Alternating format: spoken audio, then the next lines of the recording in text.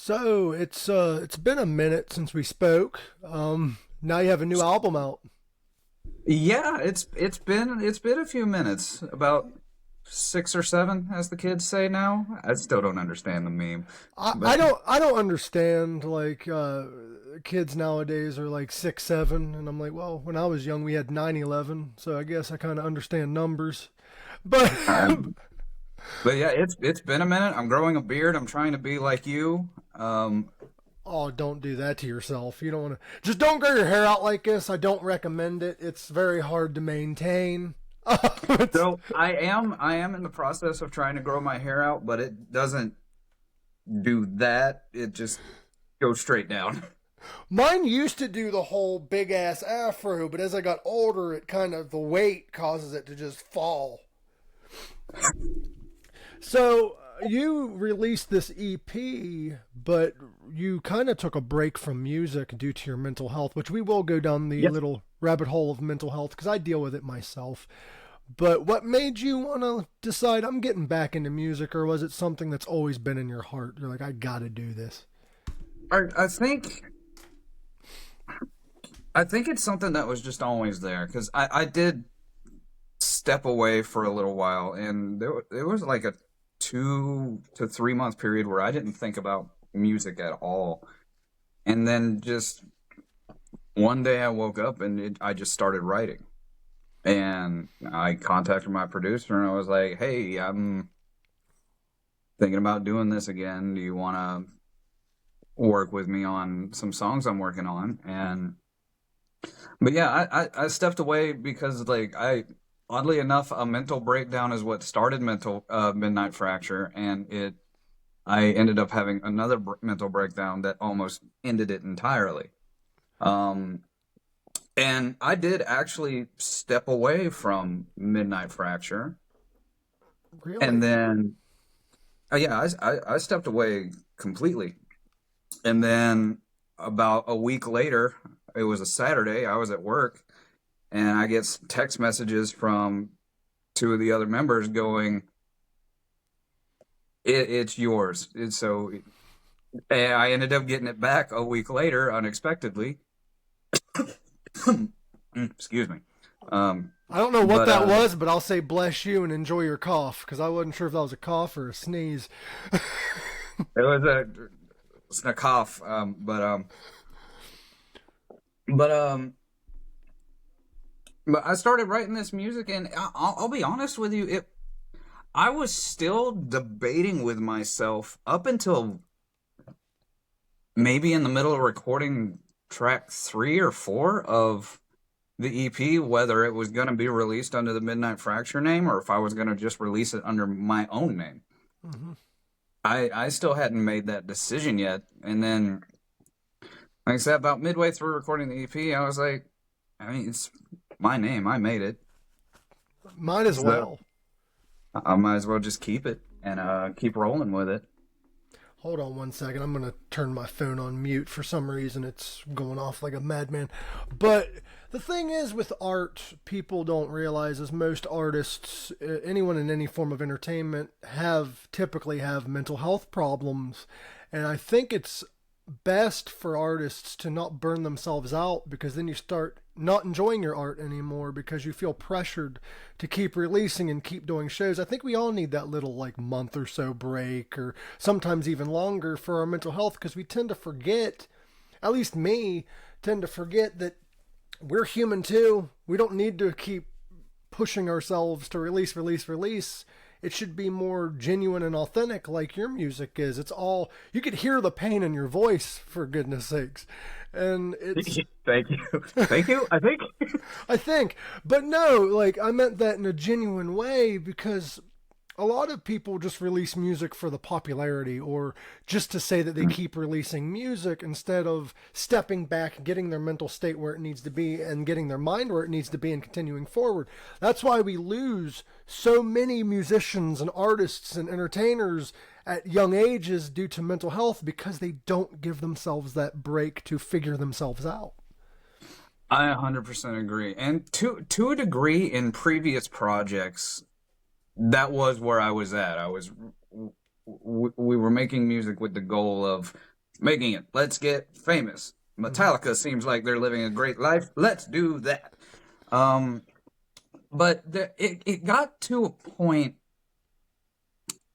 where there was just so much negativity in my area, in music in my area, like bands breaking up, people crashing out on social media, radio stations and management companies crashing out on each other on social media, all this just talking behind people's backs. I didn't want to be part of it anymore. It was just mentally exhausting. And I didn't want to be part of it anymore. I didn't want to be in the rat race anymore. It's like it made me start to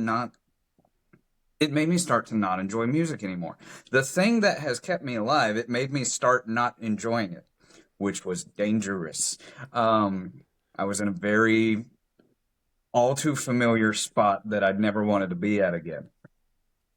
So that's part of why I stepped away. In the entirety of 2025, I was barely on social media. I barely posted anything. I'd jump on it, maybe like a post or two. But I stayed away from it. And I would say my mental health went way up just in a matter of months. And then getting back in the studio, getting back on that horse and doing things that I want the way I wanted to do them without having to fight for them and justify them just made my brain feel so happy. And my producer, Charlie, who was so wonderful, he held space for me to kind of just trauma dump on him Isn't and that let great? me, yes, those people are important. And and let me express myself the way I wanted to express myself. And he was very patient with me because I know there was a few times where I was so particular, I got very annoying because certain ways I would articulate something I was trying to express. So I've actually never said this in an interview, but so you're going to get the exclusive on this. I have I experienced this sensation, and I hope I'm pronouncing it correctly, called synesthesia or something like that. I've heard I of it. think that's I think that's how it's pronounced. I could be pronouncing it wrong, but essentially what it is I can perceive sounds as colors. Um, so it's like, how do you get across to someone, hey, in this part of the chorus, I need more green? How do you get that across to a normal human? But he was very patient with me. And another little bit of inside baseball. For every Midnight Fracture artwork I have released, the color palette of that artwork is how I either the colors that I perceive for the song or it for the album as a whole. You know what's But fascinating to me is you're not the first person I've talked to that has that condition or a similar condition. I'm not going to say he has that particular one. I forget what he says he has.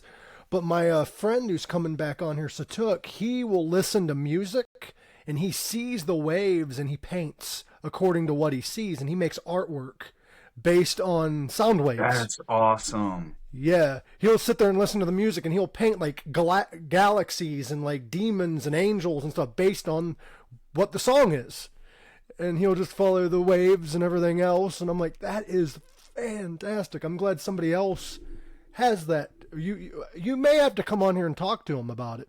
I'd love to see his stuff. I'd like to watch him do it live. That'd be cool. He's probably going to be doing it on the podcast next time I have him on. He's going to be painting while doing it. I definitely want to see that. That's fascinating. I'll send you his Facebook. He sells art. I think it's like $20 for a small one, and then he has bigger ones for like 50 to 100. Hell That yeah, I'm all in for that. That's dope. Yeah, he's fantastic artist. Shout out to Satuk. He was recently on the podcast with Louis 13. You should check that out. He has all his paintings in the background. But guys, also check out Midnight Fracture's latest album. It is fantastic. Well, EP album, same thing, right? We don't even do Yeah, albums. essentially. I like how we still call them albums, but like anybody who like says album typically didn't own one. I call them records. Like, Yeah, that's the thing. Albums, records. I see a lot of like people much younger than me use that term still too, and I'm like, have you ever owned a record or an album? They're like, no. I thought that's just what you call them. I'm like, no, it's no, this is in the vinyls and yeah. EPs, LPs. Yours is almost a yours is an EP. Have you thought about releasing anything like an LP, like or just singles, or because I know some artists just release singles sometimes until they have a full album. Well, the Dreams Deceive, which was released a year ago, which that was a full band effort back then. That was an LP. That had 12 tracks on it. Um, this one is an EP. It's 5 tracks. It comes in at 25 minutes though, so it's lengthy for an EP. Because the songs are on the longer side. Um, but as far as like a new solo LP, like I have some ideas are already percolating for like the next thing. But it all costs money too, and I'm by myself. So the I'm definitely going to keep writing, and I'll probably have enough material for an LP. We'll see if I have the money to record an LP. That's totally understandable. I actually recently did chat with Charlie. Unfortunately, that episode is not usable because we had audio issues, but he is coming back on. Very fascinating guy. And I told you. very fascinating guy. Unfortunately, there's so much. It sounded like I was talking to like Darth Vader or something, or Stephen Hawking. But we're getting him back on because I listened to his album too, and he does some great production work. Freaking awesome. His album is awesome, and he's got a comic book to accompany it. I have it here on my desk, and it's what he does is awesome, and he is definitely a brother to me, and I will sing his praises to the rooftop. Midnight Fracture is now kind of part of his cinematic or comic book universe now, since you are part of his recording studio. Yeah, and there's even an ad for me in the comic book as well, and I think we're gonna not only am I gonna keep recording with him for Midnight Fracture, but like we've done a collab early last year where we did Terror Time from the old Scooby-Doo on Zombie Island movie, where he made the instrumental and he brought me in to record the vocals for it, and that was really fun.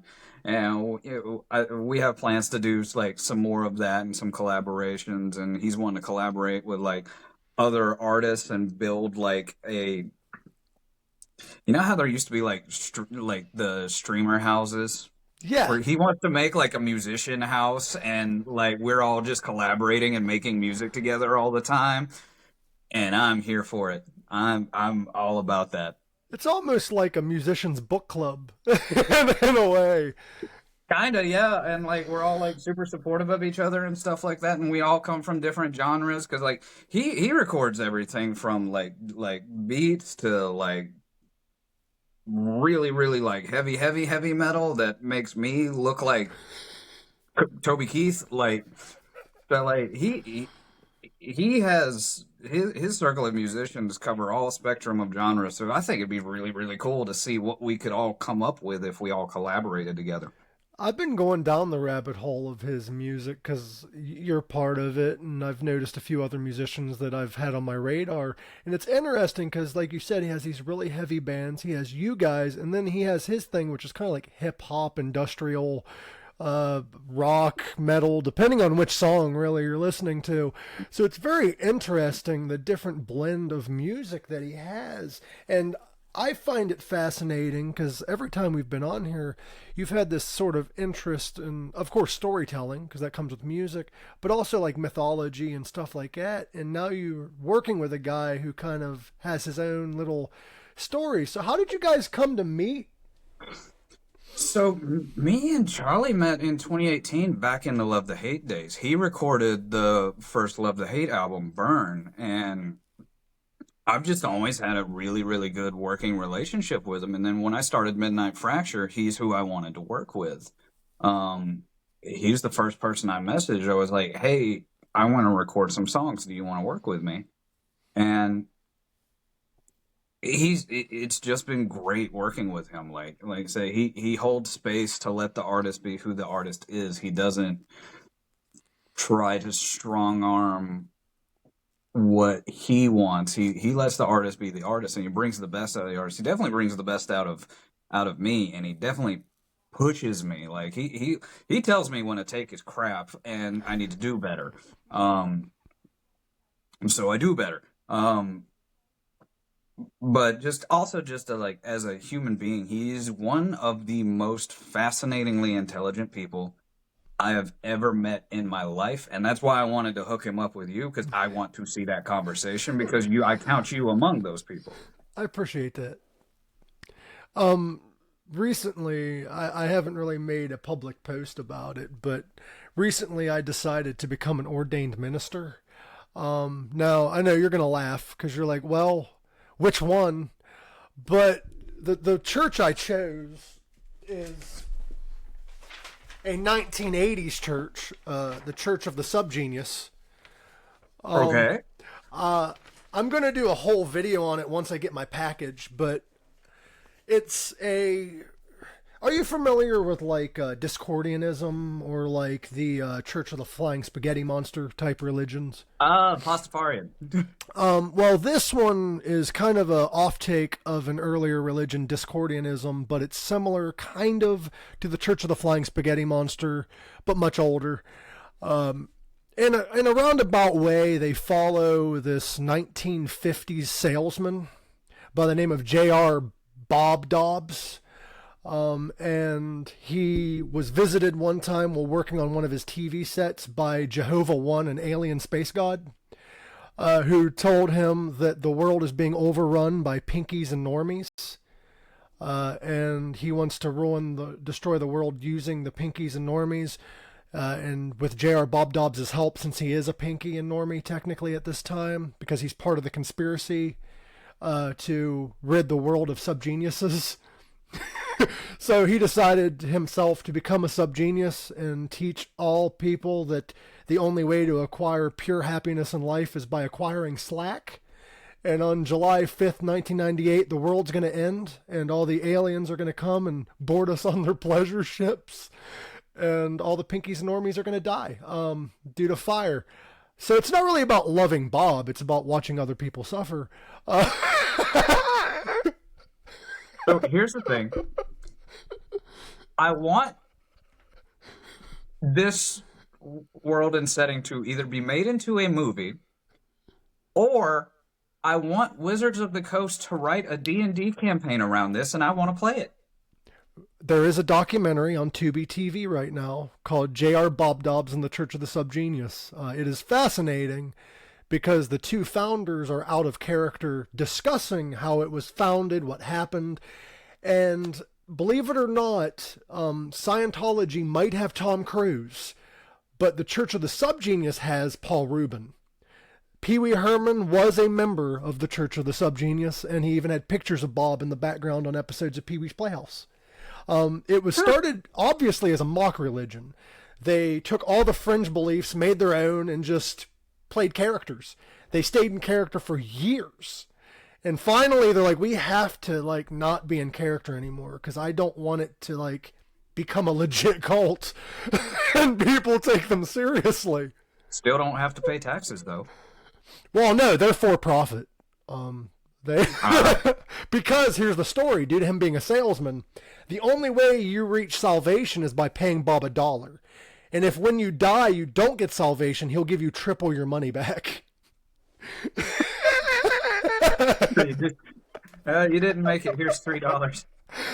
But you're dead, so it don't really matter. No. I gotta see this documentary. My wife watches Tubi all the time. I gotta see this. Hey, if my wife and I decide to renew our vows, we can call you. Yeah, yeah. If you want, we can have it on X Day, which is the end of the world. Every year on July 5th, we celebrate the end of the world because you never know. I think the Pinkies and Normies ruined our calendar, so it could be 8,991 when it actually ended. Who the hell knows?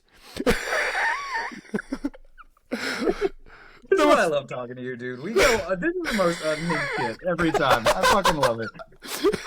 Look at that face. Can you? You have to trust that man.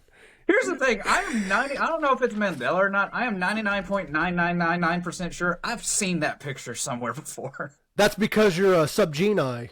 You should join the Church of the Subgenius. If he, it's like I'm force sensitive. I need the Jedi are gonna come find me. The most brilliant part of the thing is, depending on which story you hear about J.R. Bob Dobbs, they all contradict. Because J.R. Bob Dobbs is a time-traveling guy, so he keeps changing his timeline. So it's like in Loki, when you found out Loki was the Unabomber. I find it fascinating, not to get off topic with your music and stuff, but it was doomed to happen. I find it fascinating that in the series Loki, there was a lot of backlash due to some of the material. People were like, oh, Loki's over-sexual, blah, blah, blah, blah, he's gay. And I'm like, have you not followed any form of Norse mythology? Yeah, like... Loki's son is a wolf. How do you think that happened? How do you think Schleipnir happened? The eight-legged horse. Or Sleipnir, isn't Jormungandr one of his? Yeah. Yeah. I forget how Jormungandr... Like, Loki fucks, y'all. He fucks. And I'm not saying what or who, but he does.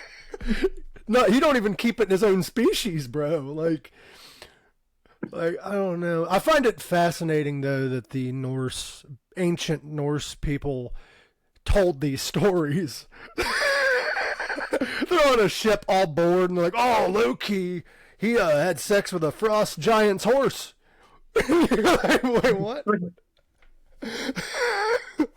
There's always the one gigolo in every mythology pantheon.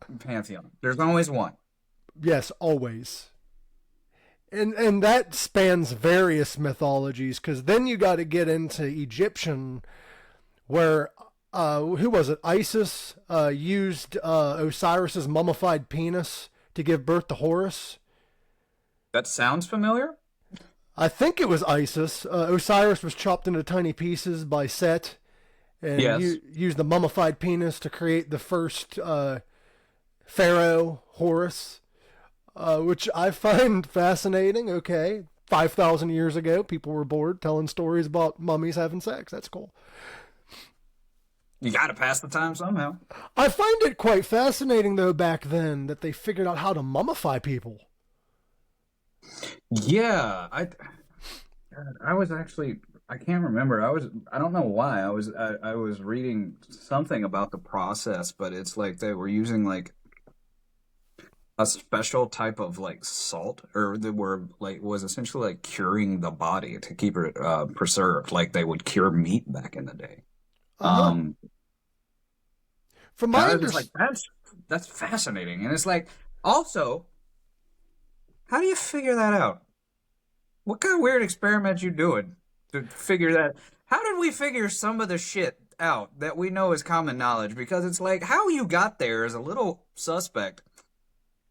Well, what's crazy is they were probably like, well, we're able to make beef jerky, so why wouldn't it work on a human? Yeah, I mean, that's not that far of a stretch in logic. But... And also I heard that it could be false, but I was watching a documentary that the earliest forms of mummification, they just buried them in sand, because sand doesn't keep moisture. So that makes sense. So they were burying them in sand, and what's crazy is there's a lot of pharaoh bodies and a lot of mummified bodies that we have never fully discovered because the Romans liked making paint out of them and eating them. Okay, that part I didn't know. Yeah, they used the mummified corpses Was Yeah. this during like the Alexander the Great takeover of From my understanding, yes. Um, I'm just an idiot with a microphone that have seen documentaries. Like, look for yourself, but that's what the consensus says. Which, ooh, beef jerky. It's the forbidden jerky. I've been watching a lot of documentaries and of like ancient Japan, and I've been rereading. My copy is jacked up, but I've been rereading Miyamoto Musashi's Book of Five Rings. I've not Um, read that. Dude, my copy is fucked up. Like the binding is jacked up. I got it. It's like my copy is old. I've had this copy since I was a child. But Miyamoto Musashi is considered like the greatest swordsman from like the Sengoku era of Japan. Um, and before he passed, he wrote this book, The Book of Five Rings, and it's basically all about his philosophy and strategy in combat and stuff. And as a martial artist, like I found this fascinating when I was a child, and I remember getting it at a local Books a Million. It was called Books a Million back then? There's still Books a Million still exists, I think, but they're very sparse. Oh, no, it exists. I have one at the mall. I thought it was going under a different name. Perhaps that could be my memory because the Books a Million in my mall used to be called something else. So it may be just me misremembering. I think it was Books a Million. Maybe now you got me questioning. But it's fascinating because that book you've got is in much worse shape than probably the paper the original book was written on. That's Yeah, it's this thing has survived a lot. that is And crazy. it's literally in two pieces. It's like literally like ancient fucking scrolls and shit. I do have to ask you, since you are into MMA and stuff, what did you think of the recent Jake Paul fight? I was not surprised in the least. I find it Um, great. now, I mean, like, here's the thing: Jake Paul is a decent fighter, like, legitly. Jake Paul is a legit fighter, but here's the thing: Anthony Joshua isn't just good or great; he is elite, and he is a former world champion and is not 87 years old and hasn't been on multiple year layoffs. Like I think his last fight before Jake Paul was like maybe a year prior. So I wasn't surprised at all. Like, did I think Jake Paul had a puncher's chance? Sure, but I wasn't surprised by that at all. That's what I we that's what we wanted Mike Tyson to do, though. That's what. It is, but Mike Tyson's also old as shit, and that fight also went exactly how I thought it was going to.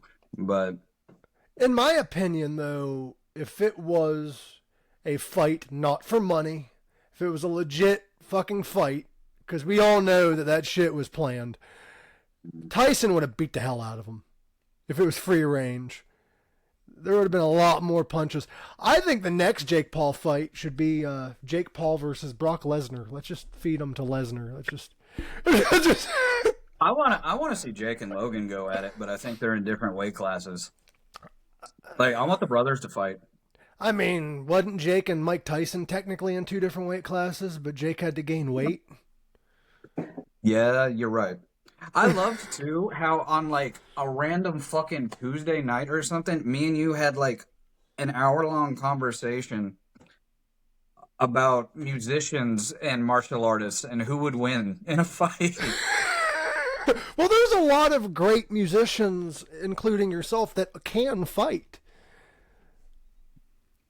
Absolutely, absolutely. Like a lot. Like we were pitting Dave Mustaine versus Maynard James Keenan, and I gave you what I thought was legit tactical analysis on what I know about the both of them, and I still stand by my decision. Dave Mustaine's nobody to fuck with. Let's put that out there. No, here's the fucking shit. They released a music video for their latest single, and it was literally the week after we had this conversation, and he's doing fucking karate in the video, and I was like, no fucking shit. Isn't the universe weird? He's like fucking 65 doing that shit, and they're like, that's dope. That's dope. Also, there's a lot of actors that are in martial arts too. Like, for instance, what's his name? The guy that played Al Bundy in Married with Children. Oh yeah, Ed O'Neill. Ed O'Neill will fuck you up. Yeah, I saw a picture. It shows Ed O'Neill, and he has his like hand in his black belt. Yeah, he's doing the Al Bundy Yeah. thing but like, yeah, Ed O'Neill is a Brazilian Gracie Jiu-Jitsu black belt. Ashton Kutcher is a Jiu-Jitsu black belt. Keanu Reeves studies Jiu-Jitsu. Well, there was Like, the meme that I saw. The meme that I saw since you mentioned Keanu Reeves, it shows Keanu Reeves and then it shows Ed O'Neill, and it says that weird moment when you realize Al Bundy could beat the shit out of Keanu Reeves. Keanu was still a white belt at the time, but like a lot of people do it just because like it's good for physical health, it's good for mental health, and it's just good. Not everyone is for martial arts, but I think martial arts is for everyone. Mm-hmm. Just how far you want to take it. Same with Yeah. if martial arts isn't for you, then yoga, I would argue, would also be for everyone else. Good. I haven't been able to train a lot lately just because like a couple years ago I had a major knee surgery in the middle of recording the Dreams Deceive album, and it didn't quite heal right. Like my hamstring is still like kind of jacked up and gets cramps and stuff all the time, and then after a long day of work my knee will still like swell up and stuff. But like I try to train like when my knee feels good enough to do it, but nothing at all on a consistent basis like I used to. But anytime I can and my body will let me, I'm on the mat when I can. It seems kind of interesting that in 2026 we've had all this time to get modern medicine to where it needs to be and surgeries, and you see more often than not modern medicine's causing more harm than good. For instance, I have a relative of mine who recently went through chemotherapy, and yes, it did save their life. However, their hearing's fucked up. They're tired all the time. Like, Mhm. I get it. It saved the life, but there has to be out there better alternatives than what the fuck we got. I'm sure that there is, but is it making the industry money? That's my next point. That's like recent research has been shown that ancient medicine and stuff actually does have as good, if not better, effects than modern medicine, but it's not going to make money because we can grow it ourselves. Yep. And they make a lot of it illegal. Yep. Yep. For instance, peyote is illegal, and that's used in Indian medicine for mental health problems and everything else. Psilocybin is illegal, and there's a lot of great production towards the fact that there's a lot of great evidence, towards it helping mental health, killing depression for a lot of people and anxiety when microdosed. And it's kind of weird because there's some plants out there that's perfectly legal that causes even more psychedelic effects than the ones that are illegal. Yeah. Like the fuck. Meanwhile, alcohol is still a legal narcotic that kills far more people than cannabis ever did. Exactly. You said the quiet part out loud. I tend to do that. It gets me in trouble sometimes, but I don't care anymore. If you notice my Facebook, I'm just saying shit just to say it because I'm tired of the state of the world. I really am, and I'm not staying quiet. I mean, It's definitely it's mentally exhausting. It it is hard for me to see what's going on in the world, see what's going on in our country, and then I have to go to work as if that's the most and act like that is the most important thing to me for 8 hours when it's not even on a good day in my top 10. That's just fucking exhausting. And I'm so tired of it. I I am so exhausted as well, but also I feel like I'm not doing enough for the community with everything going on. Like, and it's hard because we need money to survive. So the system has been made so that we don't speak up or revolt or whatever because we can't afford to. Yeah, that's why I still keep going to this place that I don't care about. 'Cause I need money. You're like and I'm causing you to vape, which is also worse for you than cannabis. But anyway, Oh no, no, no, no! Nicotine addiction is causing me to vape, not you, Michael. I find it fascinating as well that people that I know always tell me, "Well, I'm stressed. I need to go smoke a cigarette." You're making your stress worse. Cigarettes Oh cause yeah, it's stress. actually worse. What it is why people think, and I don't know if this has actually been proven. This is just my theory. What I think is why people, when they smoke or vape, feels like it relaxes them. It forces you to take a deep breath, Yep, which you can do without it. which you can do without it. But air doesn't taste like peach guava. So That is true. Well, my argument to one of my old coworkers, because I don't work there anymore, they're like, it helps with my stress, and they were arguing with me, and I'm like, no, it doesn't help at all. They're like, yes, it does. I'm like, okay, how much do you smoke in a given day? And they're like, well, I smoke about half a pack to a pack a day. I'm like, so if it works, let's say it does work, that should why gradually go down, right? why are you smoking so much? If you go to any doctor and they're like, take this pill once a day, it'll help with your anxiety, and it doesn't, and they tell you, well, take the whole bottle a day, that might help. You'd quit taking that medicine. I'd quit going to that doctor too. I've actually had bad instances because I had a doctor one time. He's like, take this medicine, it'll help. And it made my anxiety worse. He's like, well, take this with it. I'm not your drug test experiment. I'm not going to keep taking different drugs to try to counteract side effects when you could just quit taking it. If I feel worse. I want to know who names these drugs. Because I'll see ads for these drugs, and it's the most. We're just going to put different vowels and syllables on a wall, and we're just going to throw shit at it. And whatever sticks, that's the name of the fucking drug. Like, what the fuck? Who names these things? How do we come up with this shit? Who decided an aardvark was an aardvark? What? These are the things that keep me awake at night. I'm the same way because I go down the rabbit hole of certain words or certain things because I like to, and the slogan of this podcast is break societal norms. I like to look at societal norms or words that people deem as inappropriate or even deities of ancient past that are deemed evil and look at their names and see what they really mean. And that gets me in a lot of trouble sometimes because I'm like, why? Like, for instance, recently I went down the rabbit hole of the word Lucifer. And I'm like, so everybody views it, not everybody, but a vast majority view this as an evil being. And then I went down the rabbit hole of it was an ancient Roman god.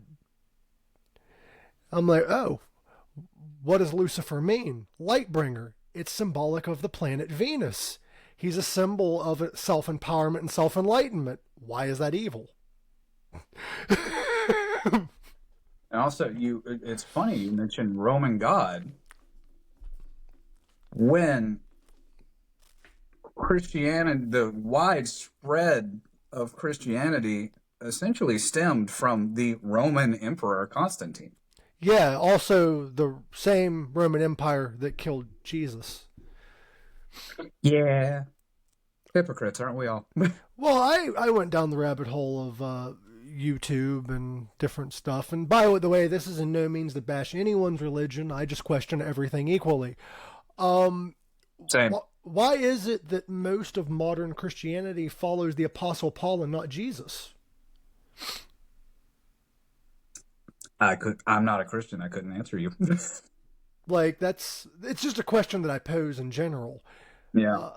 Like, it don't make sense to me. I was a Christian and I have my own beliefs and stuff, but I just find it fascinating that people don't ask these questions even when you are in it, because wouldn't you want to be able to ask questions? Because if the belief system that you follow 100% holds up, you should be able to ask questions. I agree. I agree. Because I believe in all kinds of crazy shit, and I'll be honest, some of it are just theories. Because at the end of the day, let's quote, what the fuck's his name? I'm horrible with names. But he's a philosopher from back in the day. But he said, the only thing that I know is that I don't. Mm-hmm. So ask questions always. And I absolutely love that. And that I live where I live. And I am surrounded by arrogant overconfidence all the time. And it's just like, you died before? You know something I don't? Yeah. Because let me know, fool. Like, but it's like, nobody fucking knows until it's over with. No, not at all. Even if you try to look at it scientifically, science has constantly disproved itself multiple times over the last hundreds of years on the whole death question, to the point where science won't even look at it anymore in most cases because there's no way to know. The only thing that we know is that when you die, your brain releases DMT. Yep. And then So, we go into Joe Rogan's dream world, and dude, I'll be honest with Joe Rogan. He's a great podcaster. I give him that. And the thing that I respect about him, and I know a lot of people don't like him because of his politics, whatever, he's admitted multiple times he's just an idiot with a microphone. He's just a comedian. He doesn't know what the fuck he's talking about, and he likes to have people from both sides of the fence on his show.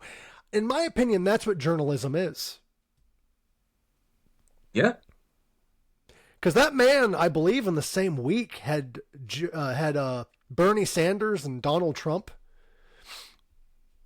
yeah, I think it was a short span, and then he was who did he have on recently? He had on like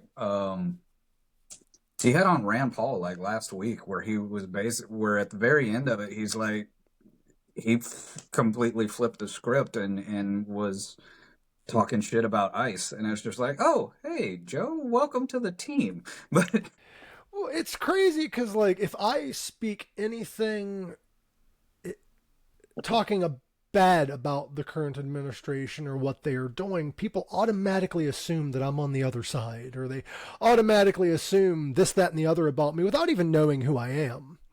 And I always laugh because I'm like, most of that shit, if not all of it, is not who I am or how I even think. You're just making baseless claims because I've been doing a lot of shadow work. So if you know anything about shadow work, it makes more sense to what I'm about to say. These people are just projecting their own character onto me. That's how they think about themselves. So at the end of the day, what they say don't fucking matter. Because at the end of the day, one person told me, they're like, you're against ICE because you defend criminals. I'm like, you're in the same breath, you're defending a 34-time felon. You're defending a guy who has been hiding the Epstein files like it's his fucking book of his journal. Like, why? If you are innocent, you would want it all released. You would want everything released. And what's even better is the same people told me, well, what about Bill Clinton? Clinton recently came out and said release him. yeah, and then they were trying to go after him because he didn't want to attend Congress's like him and Hillary were supposed to go to Congress to testify or whatever like that, and he denied it, and everybody was like, oh, there's the smoking gun. Then it came out as like, no, Congress wanted it to be closed doors. The Clintons want it to be a public hearing. And also, I don't give a fuck about Bill Clinton. When he was president, the last time he was president, I was like 9 years old. I don't give a fuck about Bill Clinton. I don't care. I don't care who's in the fucking files. Put him under the jail. I don't care if it's my favorite musician. I don't care if it's my favorite actor. I don't care if it's a family member. Bye. Exactly. And also, I just went full blown Southern on that. Bye. Just then. Whoa. well, Get out of there. something else a lot of people tend to not realize, both sides included, is just because somebody is mentioned in the files does not mean they are guilty of a crime. Because This guy surrounded himself with everyone. And there's a reason for that. He did charity events, invited celebrities to them, because once something comes out, it's hard to distinguish who is bad and who is good. So you've got that problem as well. However, the reason why I go after Trump more than I do any other politician is because A, he's currently still in office.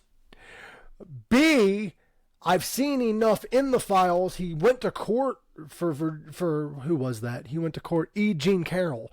He went to court and they found him guilty. Yeah, they did. They found That's him public record. People guilty. can see that. The only People can reason see that, and they refuse to look it up. And I'm like, bitch, Google is free. the only reason he didn't serve time was because the statute of limitations was up. Yes. But he was still found guilty. And then they were like, oh, it's a Democratic hoax. And I'm like, last time I checked, hoaxes don't need redactions. Pages upon pages upon pages upon pages of little black lines. Like, how stupid do they think we are? If that is transparency, then I'm going to start redacting my tax forms. I'm just Yeah.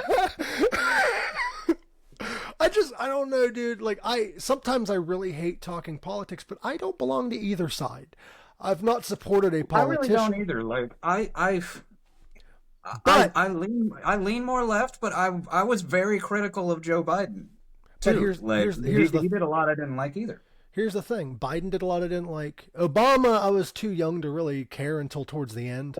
Yeah, because like when Obama's first election was the first year I was old enough to vote, so like I wasn't really paying that much attention, and then like I voted in 2012, but like I just knew I liked this guy more than that guy.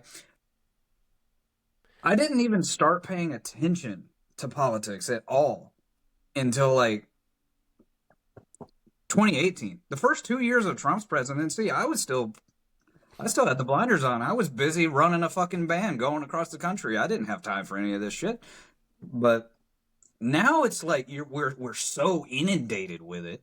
It's on TikTok, social media. It's on fucking. I'm watching a video on YouTube, and I'll get political ads, and it's like we don't have any choice but to be around it. When I was younger, way too young to even know what politics was really about. I got a lot of stuff early days of YouTube about George Bush, but after that it wasn't too crazy. But the question we need to ask ourselves, doesn't matter who the fuck the president is, ask yourself, if the other guy that I didn't support did the same thing the current guy is doing, would I still support them? I agree with that 100%, because you cannot look at me in the eye with a straight fucking face that if the shoe was on the other foot and if this was Biden or Obama doing this, they wouldn't be going batshit crazy like right now. Nobody can look me in the eye with a straight face and tell me they wouldn't be. Exactly. I'm sorry. And also, if it was the other side, which, like I said, I'm an independent, I would be saying the same shit I am right now. Me too. Me fucking too. I have a friend whom was recently detained by ICE for the second time. He is a U.S. citizen. He was peacefully protesting dressed up like a giraffe. I saw this guy. Yes. I saw this guy. The first time, they fucking pepper bombed him. The second time, 20 guys came after him and threw him on the ground. Now, I love his sense of humor, because he's like, if you guys recently looked ahead a 20-on-1 battle royale with ICE. I saw that TikTok last night. Well, fascinating fact about him, he was actually China, the wrestler's last personal manager. Really? Yeah, he also does a lot of like videos with. Are you familiar with Vermin Supreme? I know I've seen that name before, but I'm not as familiar as I am with others. This shit's about to get unhinged yet again. Let's do it. Vermin Supreme is a candidate that I actually wrote in for 2016 because I just didn't like either side. I really didn't. I didn't either. Vermin Supreme wore a rubber boot on his head. He's been running for president since the 80s. He wears a rubber... Yes! Okay. Yeah, I know who you're talking about now. And he's the only candidate who has a plan for the zombie apocalypse, where he's going to put them on a giant hamster wheel for renewable electricity. He also is the only presidential candidate that is spending money towards a time machine so he could time travel back in time and bitch slap baby Hitler. Hey kid, maybe don't try art. Like he's hilarious though. He one time was doing a debate, and this senator was very anti-gay, which I've never understood anyone who's anti-gay, especially if you're religious, but that's besides the point. He was anti-gay, and Vermin Supreme was doing his speech talking about how he wants to have mandatory toothbrushing laws, and he's talking about how he's a tyrant that you can trust, and he's like, you can trust me, and he's like, with all of your choices. And he said that you should vote for me because a vote for Vermin Supreme is a vote totally wasted. If I become president, I won't keep any of my promises. And then at the very end, he was like, and also Jesus talked to me on the phone and told me to turn him gay with this magical pixie dust. And he picked up sprinkle, like the glitter, and started throwing it at the guy. The guy is unhinged to the best degree. Oh my God. That guy would get arrested now. He's actually, last time I heard, he was teasing the idea of suing Donald Trump. Because Donald took his whole idea. He went. He took his. There can only be one king of mockery, but this guy's been doing this for a while. He's been doing this, I think, since the 80s. He just started getting traction because of the internet. Yeah. Which is nuts because the internet's starting to pick up older shit that's starting to become popular now. 90% of my FYP is just George Garland now. Oh, I love George. I miss him so much. I love George Garland so much. Him, Sam Kinison was one of my favorites. I like to yell and scream. He likes to yell and scream, and it's funny. How about Lewis Black? I fucking loved Lewis Black. I love Lewis Black when, honestly, I was probably way too young to be watching or listening to Lewis Black. Back in the Comedy Central days, and it'd be like the 30-minute Comedy Central Presents special, and he'd show up, and I'm like fucking 10 years old going, old man is scary, but haha. And that was when he was about our age. Yeah, don't. I turn 36 tomorrow, and I feel so old. I've turned into the get off my lawn guy. Don't bother me. I'm getting old. I look back though, and I feel our generation ages a little slower than the past generation. Could just be our brains telling us that, but like if you look back at like old TV shows, you're like, those parents looked old, but then you look and see they're about our age now. Yeah.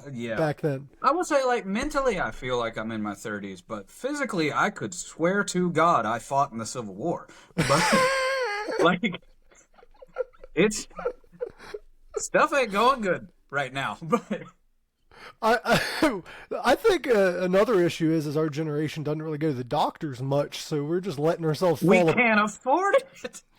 Like I'm doing like a preventive thing here in a few like weeks, and I'm getting kind of nervous because I'm like, I ain't had my oil checked in about a good 3 years or 4.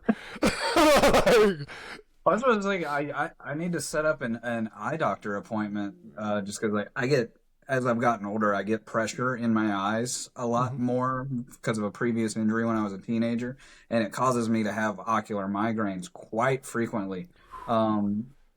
So I need to go to the eye doctor and get an eye exam, and so I can prove to the eye doctor I have elevated pressure in my eyes, and they can get me the special drops that helps lower the pressure in your eyes. I haven't been to the eye doctor in over a decade. Damn. I went to a doctor about 3 years ago. I got blood work done and shit. and they told me that your liver enzymes are slightly elevated, but that could mean nothing because your liver enzymes go up and down. So who knows? So I go again 6 months later, like a good little American, and I go to get checked. Well, Canadian, because they get free healthcare. I went over there and got checked by my family doctor because I just got new insurance. I'm like, yeah, your liver enzymes are slightly off. You could have early signs of fatty liver disease. And I'm like, oh, well, that's neat. So they're like, just, I don't know what to tell you, just eat healthier. I'm like, what's that mean? So I went to a specialist because I'm an American. I don't know how to eat healthy. We got a guy, you need to eat the raw sewage. Like, you don't know what to believe anymore. So I go there and they gave me some answers, but like, it's kind of stressful to try to be healthy in the United States and eat healthy. And it's and by design, healthy food is much more expensive. Mm-hmm. And it's like, I mean, shit, you go to McDonald's, the salad's like $10, $12, but you can get like 3 McDoubles for that same price. Hey, you're lucky your McDonald's still has a salad. Ours said no more healthy for you and got rid of the salad. And I mean, I don't eat the fucking salad, so I don't even know if they have it or not, but see, I love eating healthier foods because I love Mediterranean food. I love all that kind of food. It's that I can't afford all of the ingredients because when I make it, it lasts like a month because you have to make it in bulk. And I'm not feeding that many people. yeah, I mean, it's just like our food is so processed now, and it's I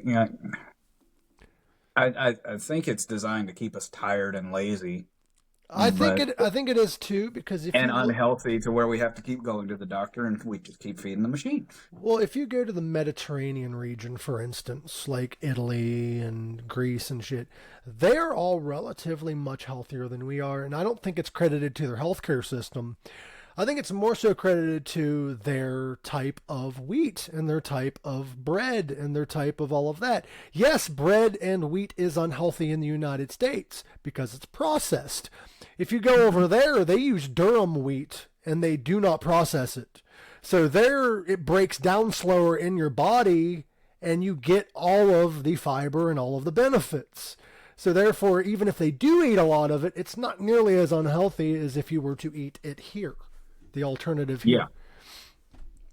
And a lot of the times they get tricky because I went to buy extra virgin olive oil one day, and if you look at the back, it says contains vegetable oil. They take vegetable oil and they combine it with extra virgin olive oil, which is that's a lot of oil. It's fucked up because it might be a minuscule amount of extra virgin olive oil. So you're not even getting much. If it has too much oil in it, we might send the military in.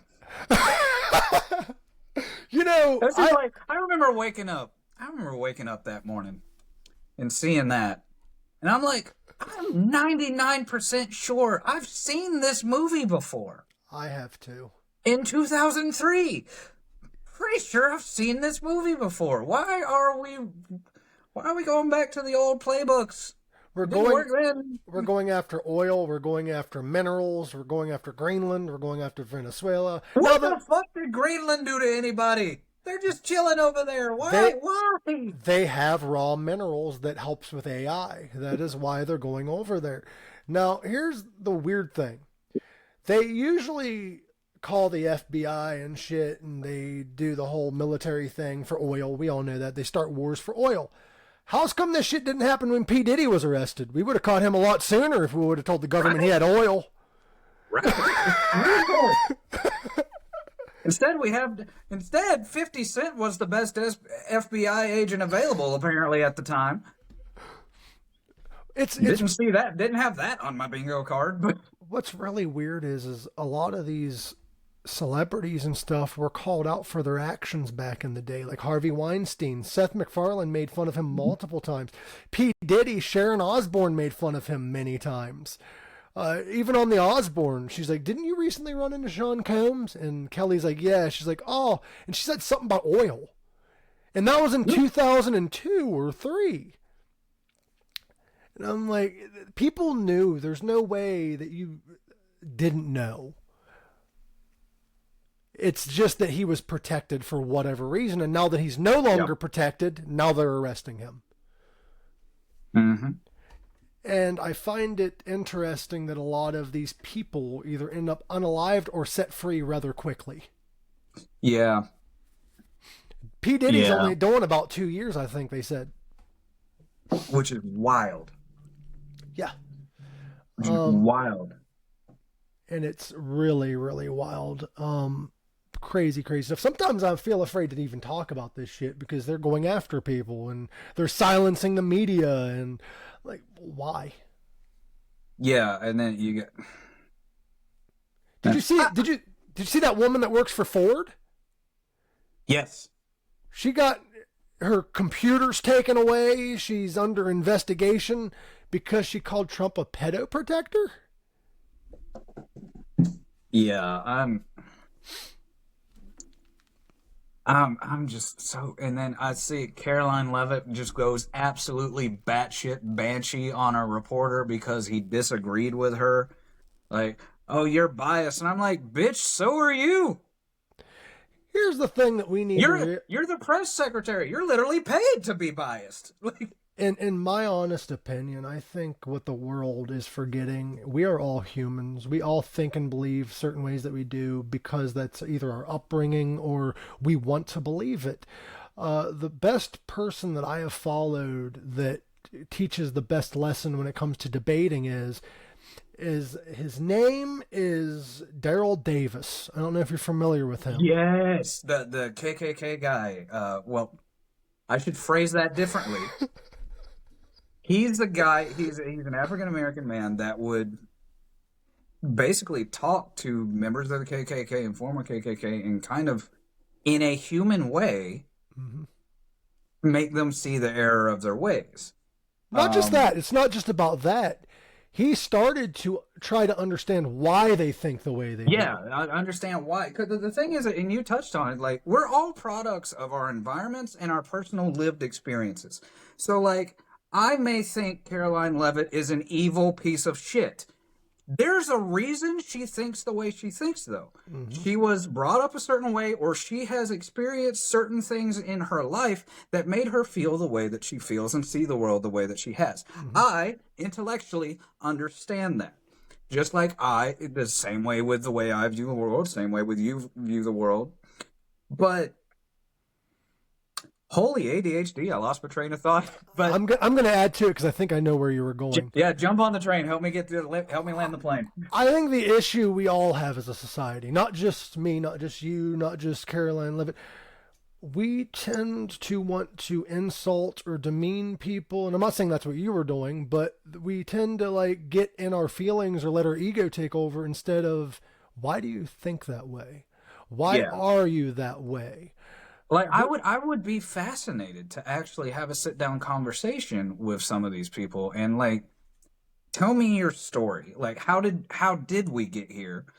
So that I can kind of, and this way, like, I have friends that I vehemently disagree with on a multitude of subjects. But notice I called them friends.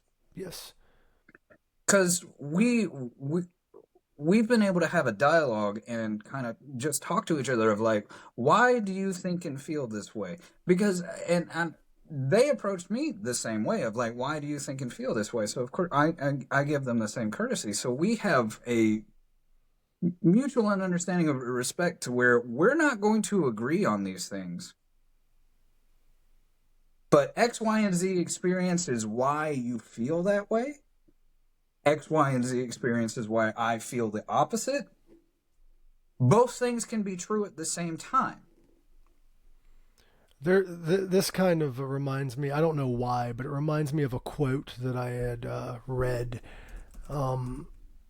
It's a Discordianism quote, but I'm going to see if I can find the full quote, because it is a fascinating quote from a mock religion.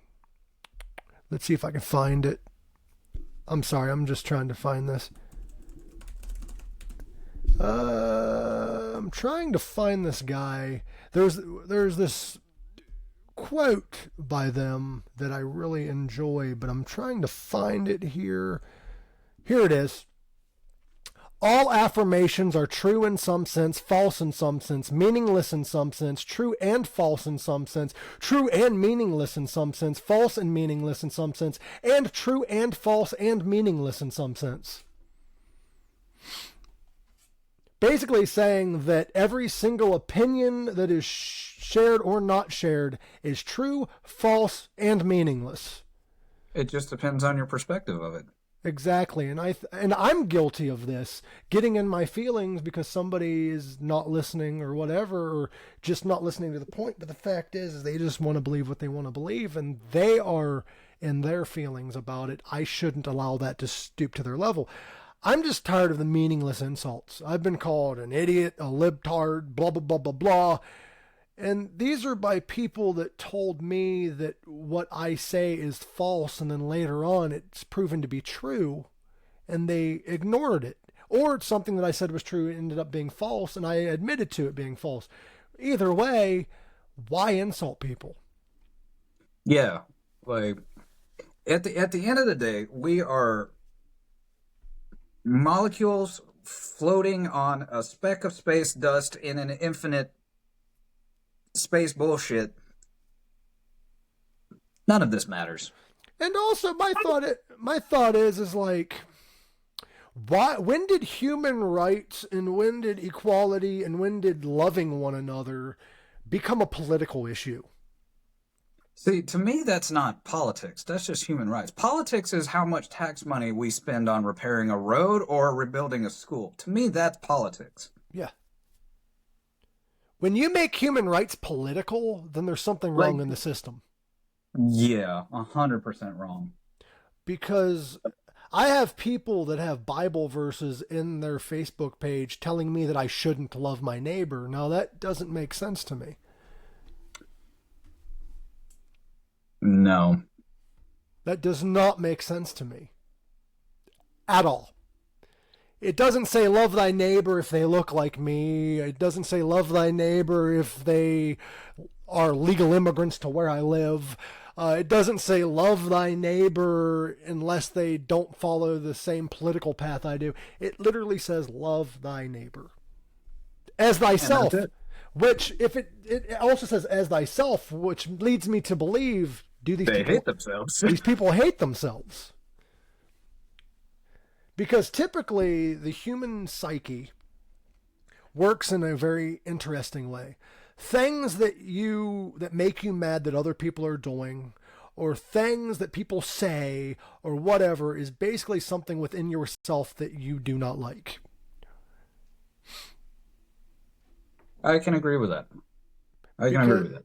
Because there's been times where I've looked at somebody and they've made me mad or upset, and I've looked at the situation a bit differently now, and I try to. Sometimes the ego gets involved, I'm not going to lie. We're humans. But I look at them as if I'm looking in a mirror. Not looking at another person, but why am I angry at what they're saying? Why does it matter? Because something in my childhood or something that I've experienced makes me feel the way that they're telling me I feel, and I need to work on that within myself. Yeah, that's something I kind of study in myself a lot too. Is just to piggyback off of that, is like when I get angry at something or I blow up a little bit, in the moment I'm like, I'm 100% right. I'm the ego gets involved, right? Mm-hmm. And then maybe a couple hours removed or a day removed, I'll sit and I'll think, and I'm like, why did I react like that? Why was that my knee-jerk reaction? Why? Mm-hmm. If objectively, from the outside looking in, how did I look in that situation? Probably like a jackass. And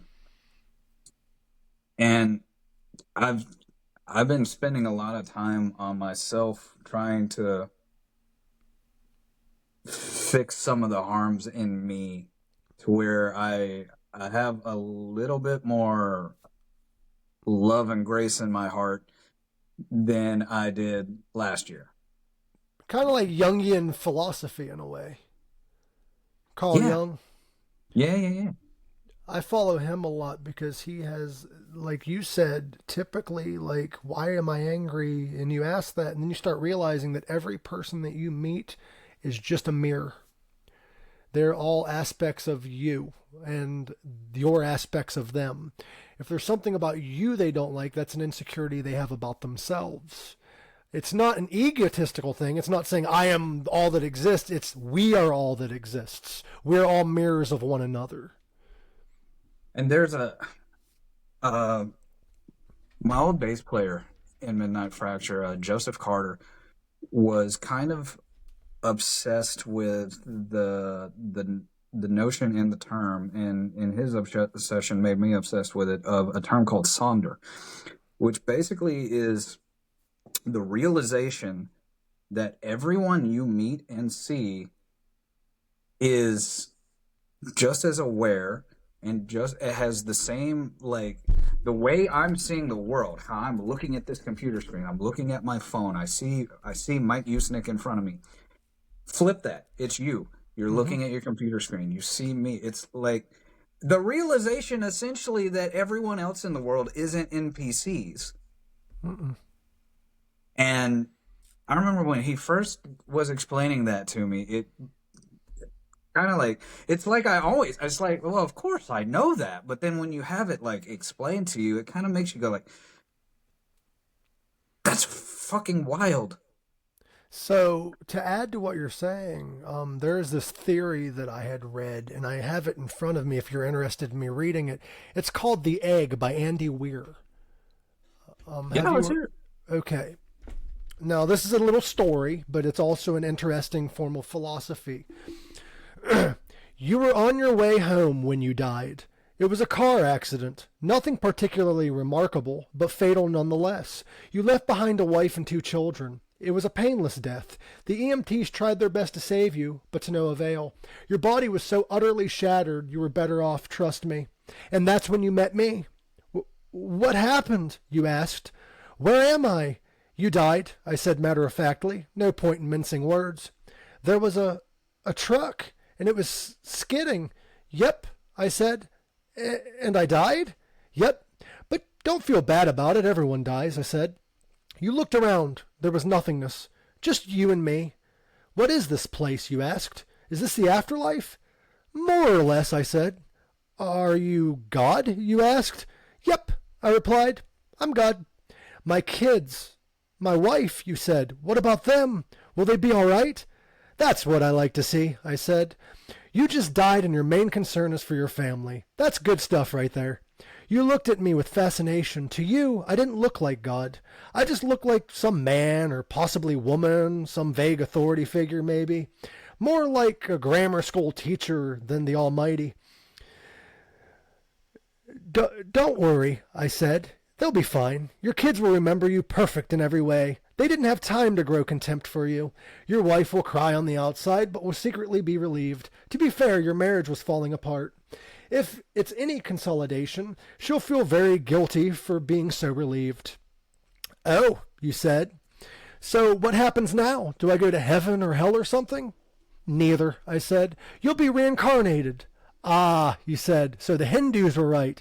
Well, all religions are right in their own way, I said. Now walk with me. You followed along as we strode through the void. Where are we going? Nowhere in particular, I said. It's just nice to take a walk while we talk. So what's the point then, you asked? When I get reborn, I'll just be a blank slate, right? A baby. So all my experiences and everything I did in this life won't matter. Not so, I said. You have within you all the knowledge and experiences of all your past lives. You just don't remember them right now. I stopped walking, took you by the shoulder. Your soul is more magnificent, beautiful, and gigantic than you can possibly imagine. A human mind can only contain a tiny fraction of what you are. Like sticking your finger in a glass of water to see if it's hot or cold. You put a tiny part of yourself into that vessel, and when you bring it back out, you've gained all the experiences it had. You've been inhuman for the past 48 years, so you haven't stretched out yet and felt the best of your immense consciousness. If we hung out here long enough, you'd start remembering everything, but there's no point in that between each life. How many times have I been reincarnated then? Oh, lots and lots and lots. And in lots of different lives, I said. This time around, you'll be a Chinese peasant girl in 540 AD. Wait, What? You stammered. You'll be sending me back in time? Well, I guess technically. Time as you know it only exists in your universe. Things are different from where I'm from. Where you come from, you said. Oh, yes, I explained. I come somewhere else. And there's others like me. I know you'll want to know more what it's like there, but honestly, you wouldn't even understand. Oh, you said, a little let down. But wait, if I get reincarnated to other places in time, I could have interacted with myself at some point. Sure, happens all the time. And with both lives completely unaware of their own lifespan that you never even know it's happening. So what's the point in all of this? Seriously, I asked.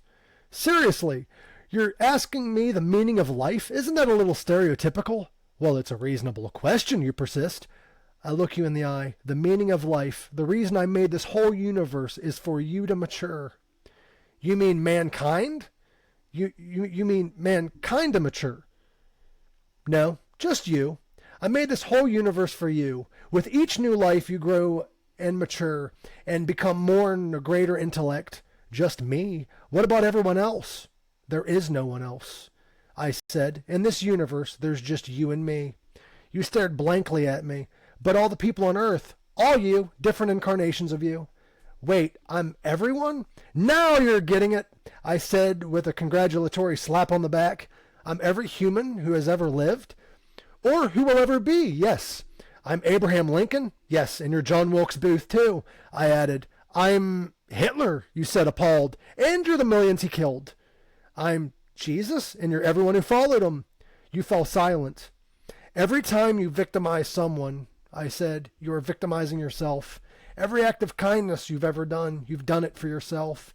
Every happy and sad moment you've ever experienced, any human was and ever will be experienced by you. Why, you asked me, why do all of this? Because someday you'll become like me. Because that's what you are. You're one of a kind. You're my child. Whoa, you said, incredulous. You mean I'm a god? No, not yet. You're just a fetus. You're still growing. Once you've lived every human life throughout time, you will have grown enough to be born. So I'm the whole universe, you said? So the whole universe, you said? It's just an egg, I answered. Now it's time for you to move on to your next life, and I sent you on your way. I fucking love that. But at the same time, it kind of comes into the golden rule of treat others how you want to be treated, or do unto others as you would want done unto yourself, because the crux of that story is everyone is you. What if the teaching of do unto others as you want them to do unto you, which Jesus taught, was the same message that ancient Egyptians taught of the role of one? There is only one consciousness. We all share it. We're all one entity. We just have different lives and different mindsets. Because life is chaos. That's the meaning of life, is chaos, because there is no true or false, real, whatever. It's our own perception. We're just different manifestations of that. It's a fascinating thing to think about.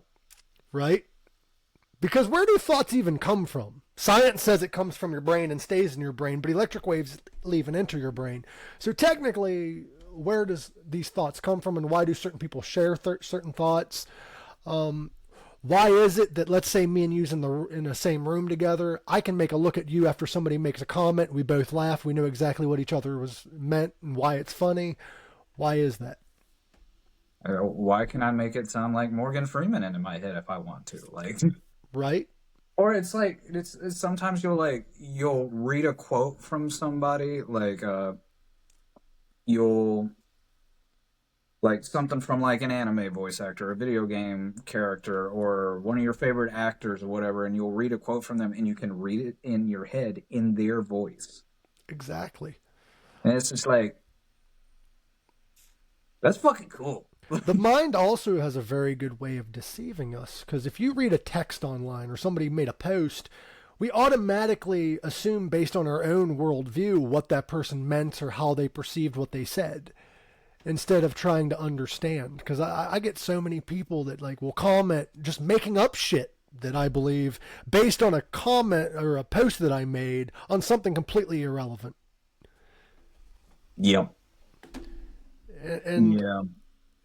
That's why I'm glad I've been staying away from social media most of the time, and I'm not because I'm not being forced to engage in that kind of stuff because I got a temper. I'll come at people. I'm petty. I will we, come we, at you. we need to work on that.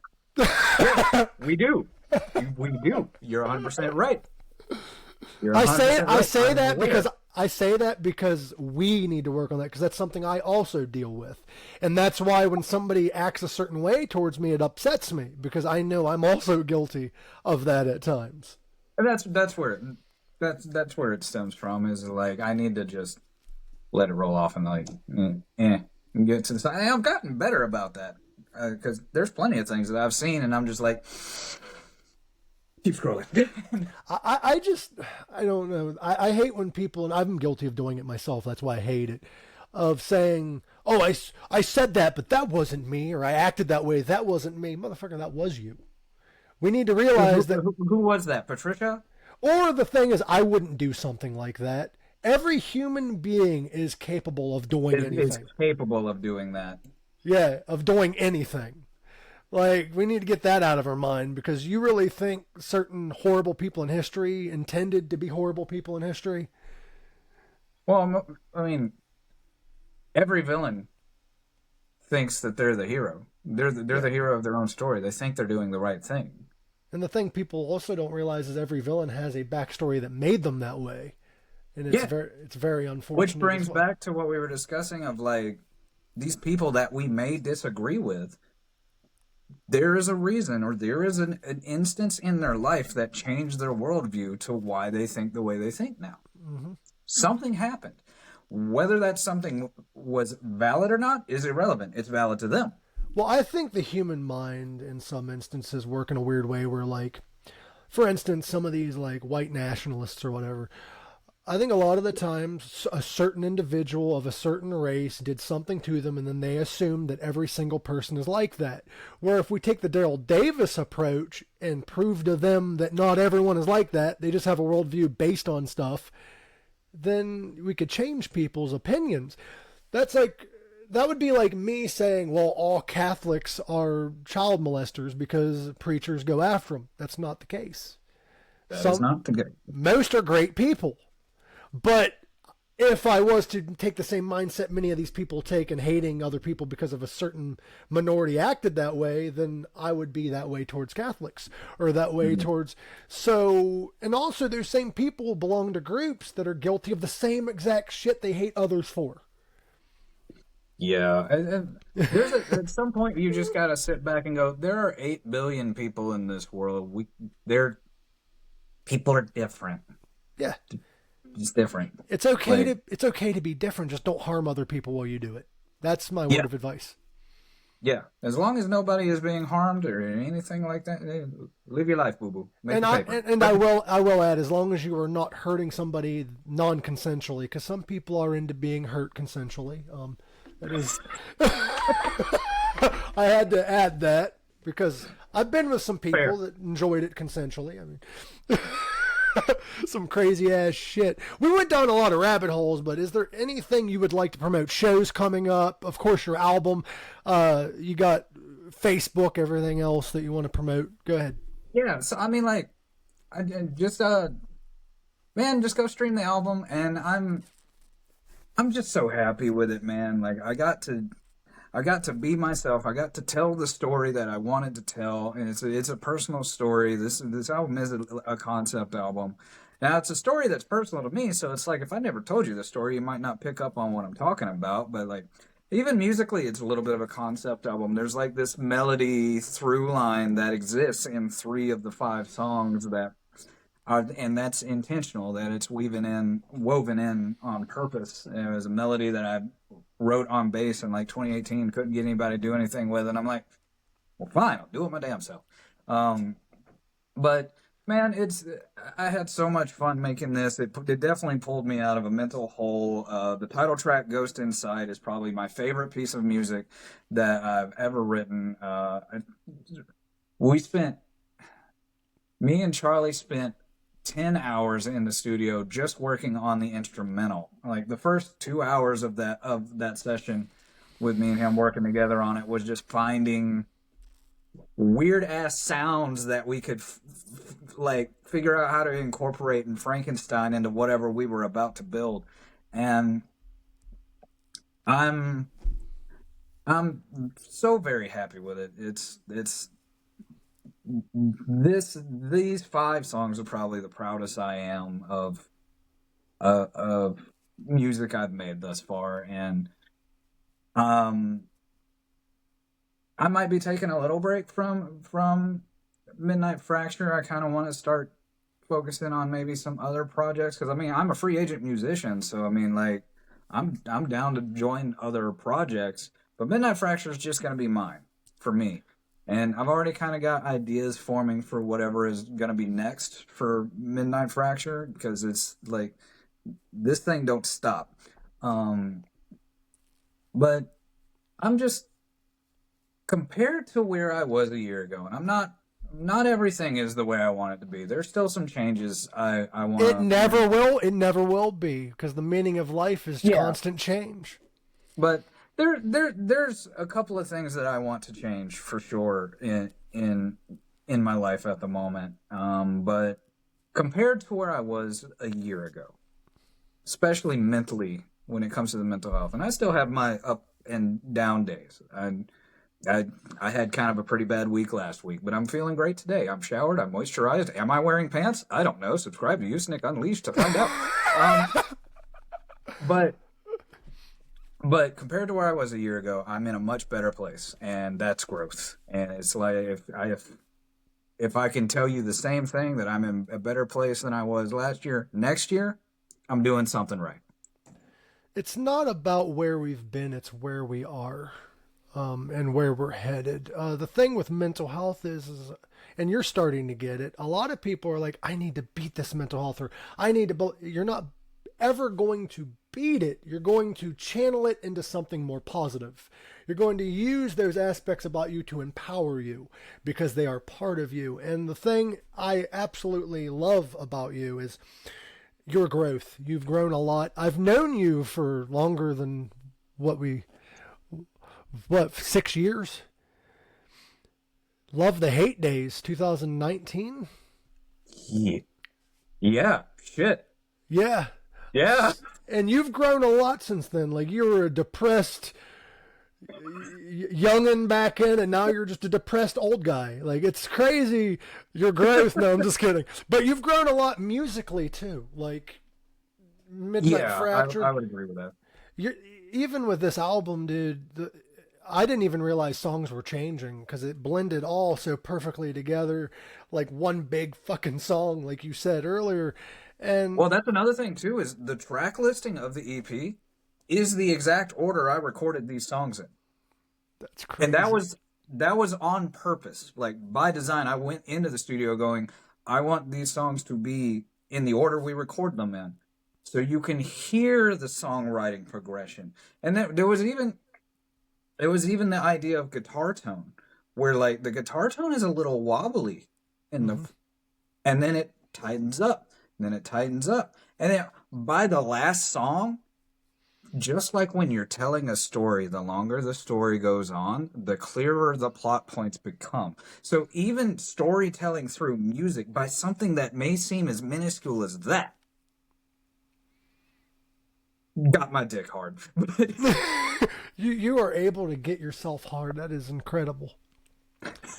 By your Um, own but by your own music. Like if that ain't ego, that's here's the bad thing is like I don't actually listen to my own music. Like I listen to it a couple of times the day that it comes out just to make sure that everything is the way I want it. I actually uploaded the right song to the right title and but then like I don't really go back and listen to like I'll be the like you mentioned Love the Hate. I have the only time I listen to Love the Hate anymore is if like I'm on like my liked songs playlist and I'm at work and it just happens to play through in my shuffle.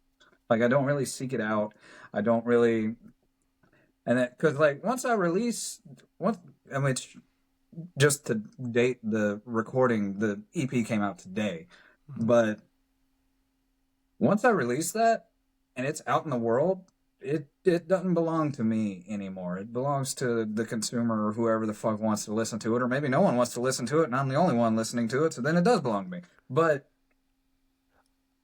you know, I put that out there, and then like I kind of just let it do its thing. I don't, even though I've wrote this EP for me, it was kind of my therapy session to get me out of the bullshit I was having in 2025.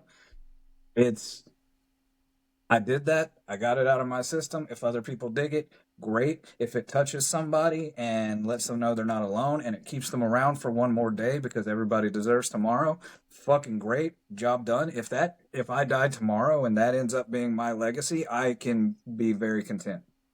But I'm the same way with the podcast. I'll release an episode, and the only way that I listen to it is through short clips that I created. Because I enjoy chatting with people and stuff, but once it's out there, it's out there. Like, I don't see the point in...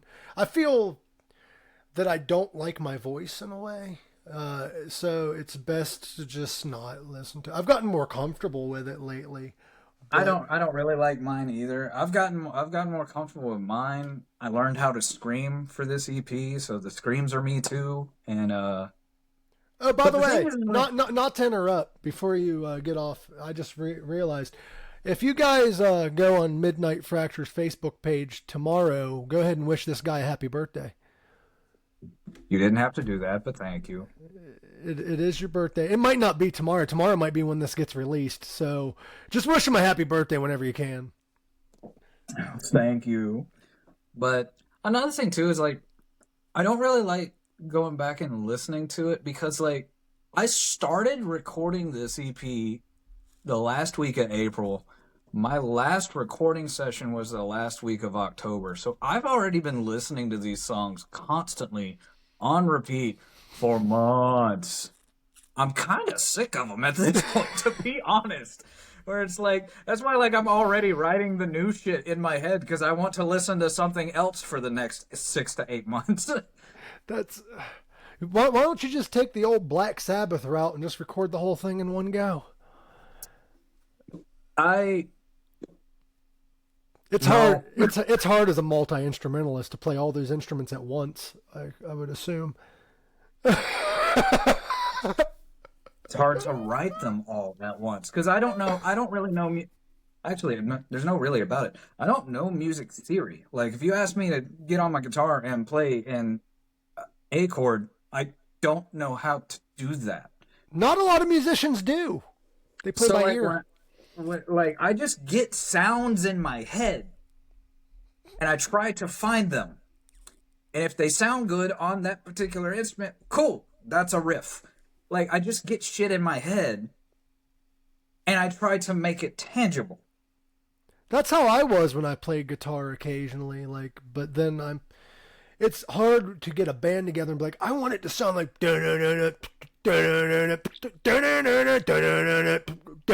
like, what note is that in? Oh, that's your job. The thing is like I could take that because I know rhythms. I'm like, okay, that's the rhythm. I'm just gonna keep fucking around on the fretboard till I find what sounds good with that rhythm, right? So giving me the rhythm is half the battle. Because I get a lot of songs in my head and how I want them sung and stuff, but I don't do anything with them because I don't know. My ADHD will forget by the time I get it on paper. I would say write them and then I will come sing them. Just start sending you random me humming shit. Charlie will tell you this. Like that's how I wrote half of these. Is I've got voice notes of just da da da da da da da da da da da da. All right, cool. Let's make that. Dude, that's awesome. I love that songwriting process. I actually I grew up a huge fan of Michael Jackson, and that's how he wrote music. He would beatbox. He would beatbox most of his songs because I don't know if he didn't know music theory. It would be weird if he didn't, but I don't think he could play an instrument. So he would go boom boom boom boom boom boom boom boom boop boop, and they would turn it into music. And actually, a lot of his songs were beatboxed. A lot of people don't realize that either. He didn't use a whole lot of instruments in some of his songs. He just beatboxed it. Huh, I didn't know that. Oddly enough, Michael Jackson was who I was introduced to when I was like younger. I think I was still single digits, but it was like where I was the first time I heard "Beat It" is when I first like started actually like cognizantly realizing there were humans creating these sounds instead of, oh, these are just sounds, noises. Like, you know, 3, 4, 5, you don't know what the fuck anything is going around. You just hear stuff and like, oh, that's cool. And then like when I was like 6 or 7, I was introduced to Michael Jackson's music, and I started picking up on chord progressions and stuff like that. I want to do a cover of a Michael Jackson song. I'm probably going to sing it terribly, but I want to do it. Michael was an interesting case because he was one of the first pop artists to like delve into the world of rock and roll and metal. Not really metal, but like heavier riffs and stuff. And I think honestly, if Michael would have survived to today, we probably would end up with a pretty fucking heavy Michael Jackson song. Because he would probably work with like Zakk Wylde and shit. Maybe. I mean, Beat It, wasn't it Van Halen that did the... Eddie Van Halen did the original, and then they re-released Beat It for the 25th anniversary with Slash on guitar. I was about Slash was involved then, too, yeah. And also, his last tour, This Is It, was supposed to have Orianthi on lead guitar. Orianthi, yeah. Who later on joined Alice Cooper, which is quite fascinating. Man, Alice is still fucking going, man. I'm getting really tired of these AI headlines about him, though. Have you seen them stupid ones? Yeah, I just... Because people are like, oh, he talked about this political thing. I'm like, Alice don't talk politics, so I know you're lying about that. Yeah, Alice stays away from it, and you got all these... got AI music and all this, and I hate that. Did you see who Alice Cooper recently collaborated with? I really want to go see this show, but it's in Vegas. No, I haven't. Alice Cooper. I was thinking of Aerosmith for some reason and Youngblood, and I'm like, no, that's not it. Alice Cooper is collaborating with Chris Angel. So here's the thing. A, makes sense. Like, aesthetically, visually, I get it. My wife has apparently met Chris Angel, and she swears up and down he is a fucking asshole. But I used to like his show. Honestly, I think every single celebrity has at least one interaction where they were the asshole. 100%. Because even Alice is a sweetheart, but I'm sure back in the 80s when he was boozing and drugging, there's some interactions where he was a dickhead. He was probably less than pleasant, yes. Yes. So, but regardless of what he's like, because I don't really know Chris, the show I wouldn't want to see that show, though.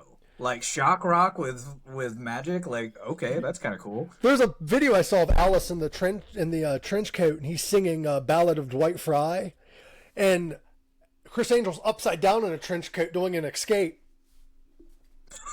And he escapes by the time the song ends. So is Chris Angel essentially like Eddie for Iron Maiden when they play live, and Bruce Dickinson is sword fighting Eddie? Like, dude, they should do a whole stage prop. They should do a whole tour like that. Wait, yeah, featuring Chris Angel as a stage prop. Chris Angel was actually in music for a while. I remember that because I remember like his show, like the title song was like him, right? Yeah. Mind Freak. His band was actually originally called Angel Dust, I do believe, but they changed names. When I was in college, I was in a fraternity, and they would give you like nicknames and stuff. And apparently, in college, I didn't see it, but apparently in college, young Leon apparently looked a little bit like Chris Angel. I think it was because of my hair, because I had longer hair back then. So my fraternity gave me the nickname Mind Freak. Are you ready? I'm like, I don't even really like the guy that much. I loved his show. A lot, and I got into his music because it was like industrial rock, metal type music, which hard to find now. It's hard to find any of his music unless you're on YouTube and you type in Chris Angel music. But he seemed like a fascinating guy. He actually, one of my favorite comedians slash magicians was on his show, Amazing Jonathan. I don't know if you've heard of him or not, but he was a magician comedian. He Wait. he was given like 6 years, like a year to live or something due to a heart issue, and he lived like 6 years instead. He was a wild guy. I think I vaguely know who you're talking about. Because I seem to remember when I was younger watching, again, one of those Comedy Central Presents, like 30-minute specials, seeing a guy do magic on stage. That was him. Yeah. That was, okay. I vaguely remember that. Because he would ask people in the audience questions and just mess with them. Like, he's like, hey, do you have a hanky? Like, for a magic. Just doing crowd work? Yeah. He's like, do you have a hanky? Like, to do magic? And the person's like, yeah. And he's like, do this. You got something hanging off your nose there. It was getting distracting. and then he asked one guy, he's like, did you ever blow bubbles as a kid? And like, yeah, well, he's back in town. What's your new number? And he pointed up, and there's a clown waving. Like, crazy stuff. But there's an interesting connection between Alice Cooper and Chris Angel that I was going to talk about that you might not know. Alice Cooper's guillotine was done by a legendary magician by the name of the Amazing Randy. That same guy also helped Chris Angel with some of his tricks on his TV show. Oh, I didn't know that. Yeah, the Amazing Randy was his name. I believe he has passed since then. But he looked kind of like Rick Rubin in a way. He had that big long beard. The bear, yeah. But we're at the 2-hour mark, and it never feels like it when we talk on here. I was wondering if you'd like to swing back through, chat a little bit in the near future about whatever shows. You said you're taking a break from Midnight Fracture, but do you plan on doing shows to promote the album first? No, because I mean, like, I'm purely a solo artist now, so I don't really have any designs to make Midnight Fracture a live act again, unless like never say never. I mean, the right people, the right musicians may fall into my lap again, which, I mean, like, I'd love to work with Brandon again. Brandon was a former Midnight Fracture bandmate who also featured on a song with me and co-wrote on a song with me on this EP. So but I mean, it's right now, no. Like, I mean, unless the right situation happened and the demand was enough, not right now. I mean, I'm a free agent musician as well, so I mean, if another project calls me up and I think it's the right fit, I'd go join that project, and Midnight Fracture would still be its own entity as my solo project that I go write and release and record music whenever I want. And if Roadrunner Records calls, I'm going to be like, hey, I need 4 professional non-fucktards to come on the road with me. And well, you don't meet that qualification. No, I'm just kidding. No, not at all, because I am, in fact, a fucktard. I mean that in the greatest way. So I mean, like, right now, no, I have no plans to turn Midnight Fracture into a live act again. Like I said, unless the right set of circumstances happen. So you're going to be more. I'm just kind of doing my own thing, and if another project calls and it's the right thing, I'll go do that too. But Midnight Fracture is still going to be here. Go be a session musician for Green Jello. They're always looking for people. They have a little bit too much turnover for me to be comfortable with them. They have a band lineup for every city they go to. Yeah, no.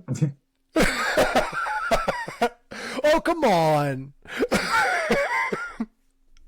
Yeah, you're not going to have me up there singing Little Pig, Little Pig. Okay, how about Gwar? I would join Gwar today. But they have a big turnover too. I'm just saying, but like, look, I'm gonna be honest, man. I just want to wear the boots. I want to feel tall for the first time ever. I'm 5'7", man, but in those boots, I'm at least 6 feet. Let's put me in the boots. You know what really sucks about those outfits, though? When you're in a when you city, gotta pee. when you're in a city like Phoenix, Arizona, and you're Oh performing in the God, summer. that's got to be terrible. Yeah, I watched an interview with, I think it was the guy who plays Blothar. He said they were in Phoenix, Arizona, and for some reason there was a festival during like the beginning of the summer. And they were in the suits, and it was like 120 degrees outside. And they're in the rubber costumes, and they had to put ice packs Yeah. under. And they said they kept melting. So in between each song, they'd put a new ice pack in there. And they're like, it was miserable. Like, even though they're like half naked underneath of all that, wearing loincloths, you're still wearing big rubber outfits. Yeah, and can you imagine the smell? God. Oh, it almost smells like Alice Cooper's Frankenstein. Oh, I talked to the guy that was in that. His name's Kyler. He said that it stinks because you can't really wash it, and it's been the same one for like tours now. So yeah, it's No. it smells like fucking, I don't know, but that's horrible. But anyway, Leon, I'm gonna let you go so that you can go about your day, write new music, all that stuff, because you got to work on a new album. But it's always great to have you on. It is incredible talking to you as always. And Well, thank you, sir. we need to get you back on a little sooner than, what was it, 9 months? You need to. I don't know anymore, man. I've stopped keeping up with time. If you ever need anything, though, I know you have your mental health days and stuff. You always have a friend in me, so reach out. Absolutely. Same goes to you. I need to go up to Ohio Yes, and hang out and see you, and also just to get out of Alabama, because yeah. Ohio in some places isn't any better. When you go to the south side of Ohio, you get a little crazy. Because I live near the West Virginia border, and it's a little. There's a lot of. It's weird because it's kind of a mesh of things. Because you got your really, really far right leaning, you got your really left leaning, then you have your middle. Yeah, you also have your pagan community and stuff, but then you have your really religious people, which it's understandable because in Blair, Ohio, many, many years ago, a guy unalived both of his parents, and he claimed he was told to by the devil. So now anything that is different or could be deemed demonic or devil or whatever, they assume you're going to be this crazy fucking human being, even though they would be better off addressing the fact that he was mentally ill. Like his religion don't mean shit. He was mentally ill. But you know how people are. They're a bit crazy. But go check out Leon Kraft, Midnight Fracture, and whatever other band he joins. Maybe Guar next year. Who knows? Manifest it. What would your name be if you joined Guar? Because I think you get to pick that. Fuck, I don't know. Perfect. Fuck, I don't know. That's That's my fuck. I don't know from the planet. Fuck you. Is that the same planet Nippolis Erectus was from? The one to the left. It hangs slightly to the left from it. But I love you, bro, and thank you. I love you, man. And everyone, remember: live long, rock hard, break societal norms, and question your own reality.